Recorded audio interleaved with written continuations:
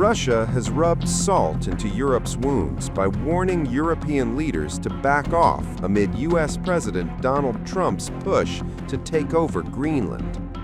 Moscow openly mocked Europe, cautioning it not to provoke the daddy, a thinly veiled reference to Trump, after the U.S. president slapped 10% tariffs on 8 European nations, including Germany, the United Kingdom, and France.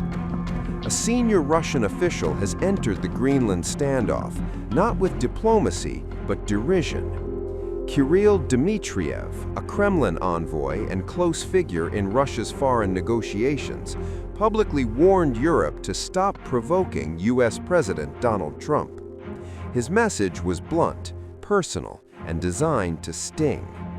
In a post aimed directly at European Commission President Ursula von der Leyen, Dmitriev urged the EU to recall its soldiers from Greenland. "Do not provoke the daddy," he wrote. Dmitriev sharpened the threat further, framing Trump's tariffs as a per-soldier penalty, 1% per European soldier sent to Greenland, he claimed. Trump's response has already begun. The U.S. president announced sweeping tariffs on imports from 8 European countries, including Germany, France, the UK, and Denmark, tying them directly to Europe's military posture on Greenland.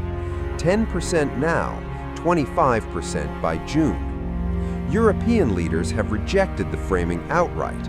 Ursula von der Leyen and European Council President Antonio Costa warned the tariffs could trigger a downward spiral in Atlantic relations. They insisted the Greenland exercises were pre-coordinated, defensive, and aimed solely at Arctic security, not provocation. On the other hand, Trump is unmoved. He has called Europe's Greenland deployments a very dangerous game, arguing that U.S. ownership of Greenland is essential for national security and the rollout of his proposed Golden Dome missile defense system. Behind the rhetoric lies a deeper fracture. Europe relies heavily on U.S. military power, logistics, and deterrence. A direct clash would force rapid rearmament, something many EU states are unprepared to finance. At the same time, backing down risks exposing alliance weakness. A long, unthinkable rupture inside NATO is now being openly discussed in France. What once sounded like political fringe talk is suddenly entering the mainstream. From Washington's pressure tactics to troop movements in the Arctic, tensions are boiling. And now, Paris is asking a dangerous question: does NATO still serve French interests? For decades, the notion of France walking away from NATO was treated as heresy, a fringe idea unfit for serious debate. That taboo is now cracking.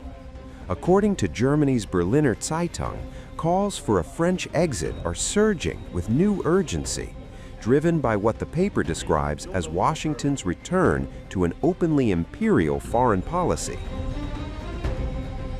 The charge is being led from inside the French state itself.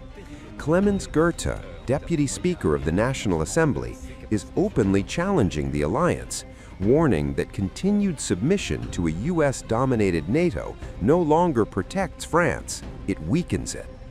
In her view, staying inside the bloc now threatens France's sovereignty, its strategic independence, and its long-term stability.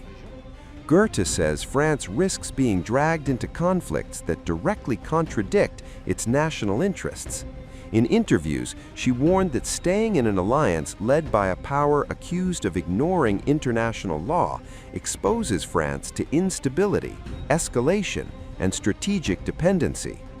Her party, France Insubstanent, has long called for NATO's dissolution and previously pushed for France to exit NATO's Joint Military Command, echoing themes of independence rooted deep in French political history.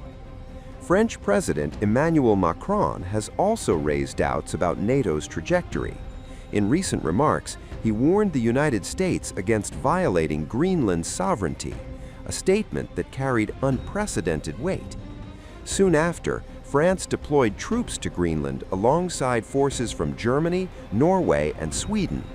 French officials described the move as a strong political signal, one aimed not at Moscow, but at Washington. The Arctic island has emerged as a new fault line inside the alliance. Talks between Denmark, Greenland, and U.S. officials revealed what diplomats described as fundamental disagreement with the Trump administration. President Donald Trump has again refused to rule out acquiring Greenland, declaring he will not give up options. The remark sent shockwaves through Europe, stunning Allied leaders and dragging once unthinkable ambitions into the open. What was dismissed as bluster is now being treated as a serious strategic threat, pushing Arctic security and transatlantic trust into open confrontation. Mr. President, on NATO, right now it sounds like you are saying that you would potentially acquire Greenland by force. That would be a NATO country. The United. Are you saying that? Would you do that? No, you're saying that. Would you acquire I didn't it by say it. force? No, you're telling me that that's what I'm going to do. You don't know what I'm going to do. So what are the options? Your network doesn't know either. The Danish foreign minister said that there's still fundamental differences after the meeting with Rubio and with the vice president. Are you willing to leave the NATO alliance in order to get what you want with Greenland? What are the options right now? Well, I wouldn't be telling you what I'm willing to do, certainly. I'm not going to give up options, but it's very important. Greenland's very important for the national security, including of Denmark.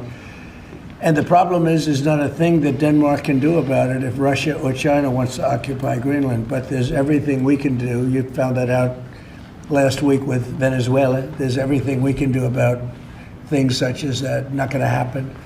We're not, I can't rely on Denmark being able to fend themselves off. They were talking about they put an extra dog, and they were serious about this. They put an extra dog sled there last month.